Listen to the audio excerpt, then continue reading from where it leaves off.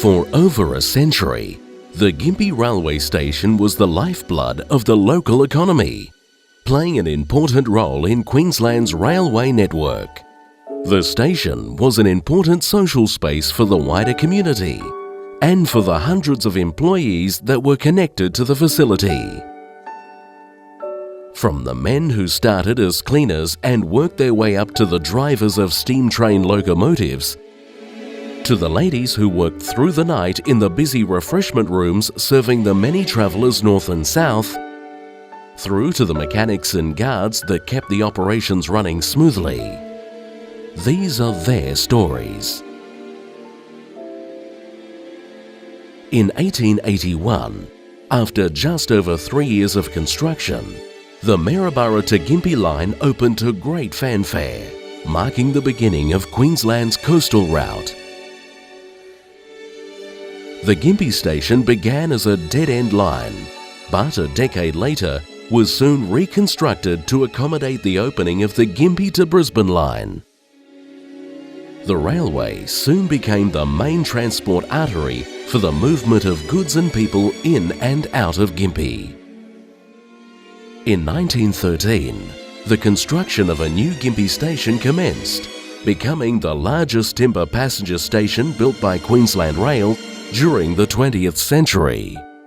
When I look back on my life from an 84-year-old perspective, and I think that the years from when I was a month before 20 years of age till I was 65 were some of the most rewarding days of my life.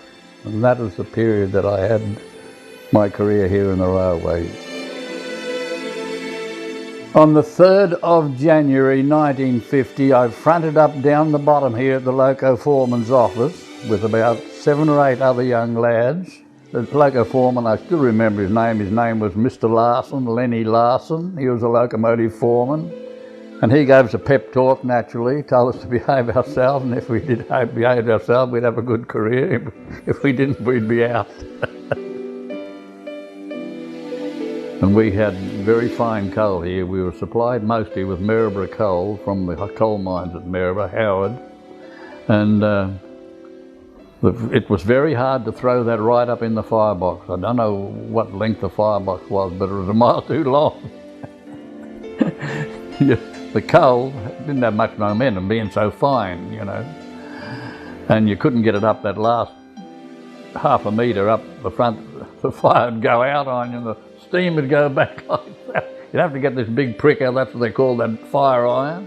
Big fire iron, you have to get that in and push it up the front and stir the fire up. Oh, and you'd bring it out, it'd be like a piece of licorice. It'd be that hot, red hot. Burn your hand. Later they put a speedo on the garage and we really got a fright. We realised how fast we were running. But by and large they were, but after that they didn't have a long life. But they got some restored. There's 1009 or something like that restored in Ipswich workshop there.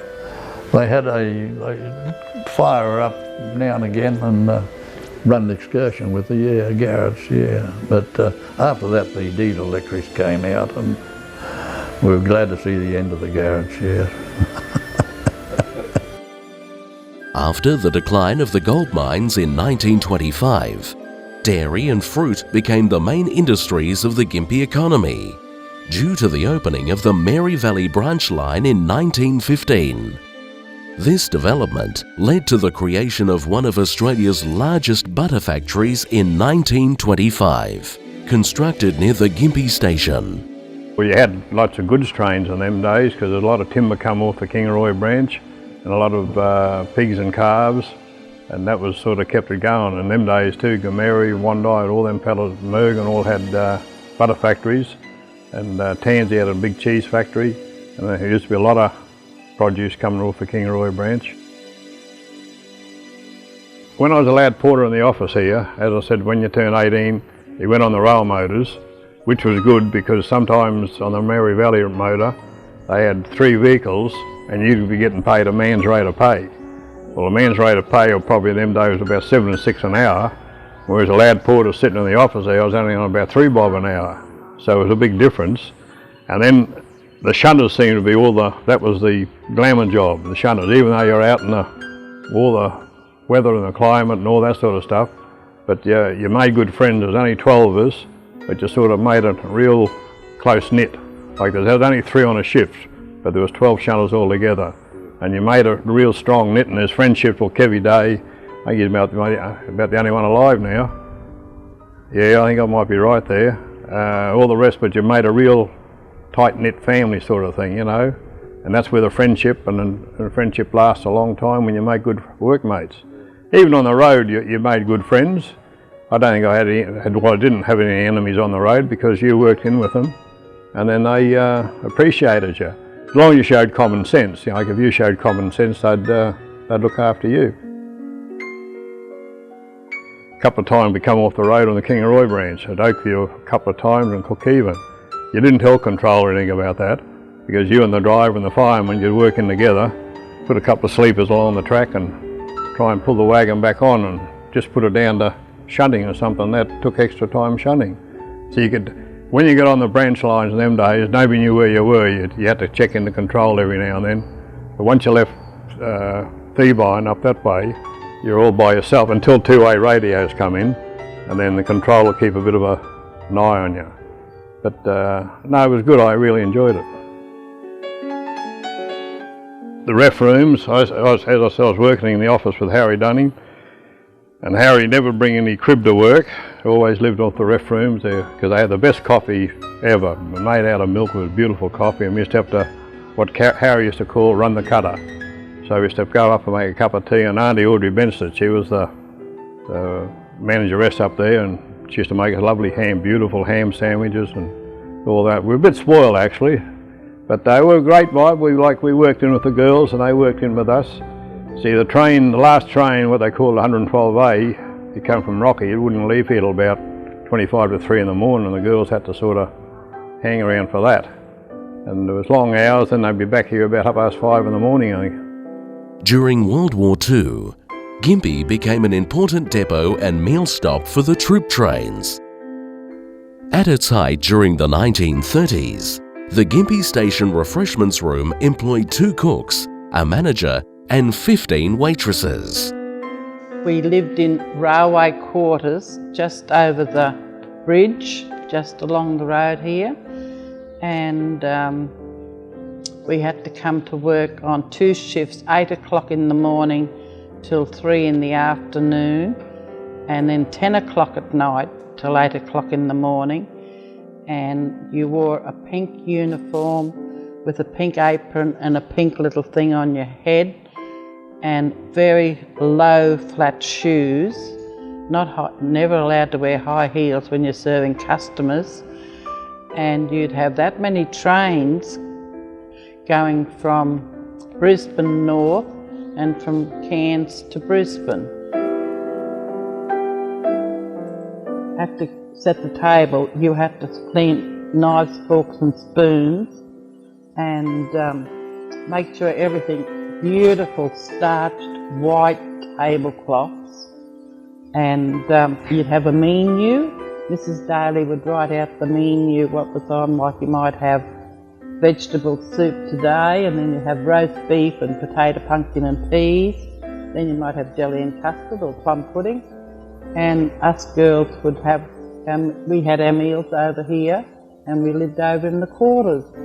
And it was beautiful. But when we were serving the customers, in the dining room there was a table of 8 people, and you'd serve maybe 10 tables for a meal some days. And then when the QAL were travelling north, or the army were travelling north, we'd set up that platform there, and we'd serve cornflakes, bacon and eggs, and it was just a wonderful job. I absolutely enjoyed working in the railway. In 1970, the 24-hour refreshment rooms dispensed with evening trade, before the service stopped altogether in 1972. Over time, a range of factors, including the transition to diesel from steam, impacted on the operations of the Gympie station.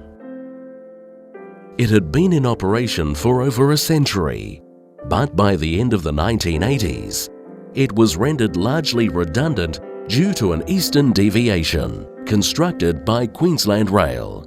The east yard sort of thing come into the old station, and we come up around the back road to do the shunting, and the other engine hadn't got out of the road.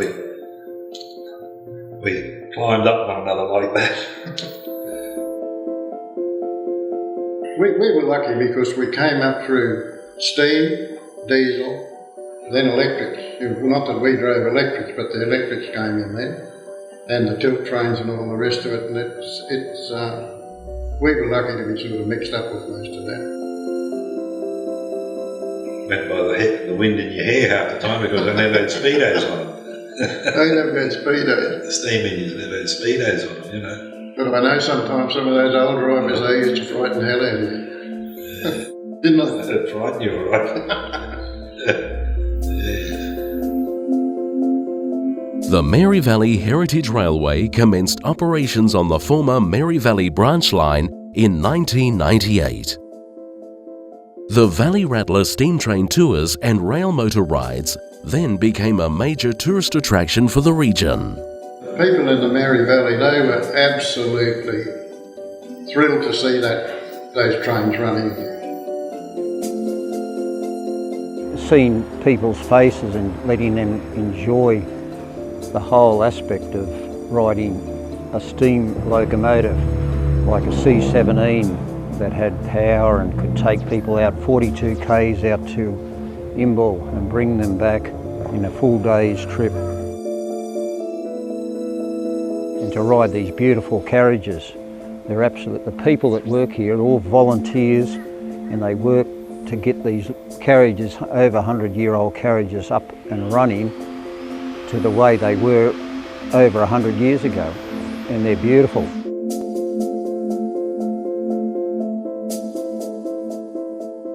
The historic Gympie railway station has a strong and proud history. For more detailed stories on the history of rail in Gympie, visit www.gympirailhistory.com.au.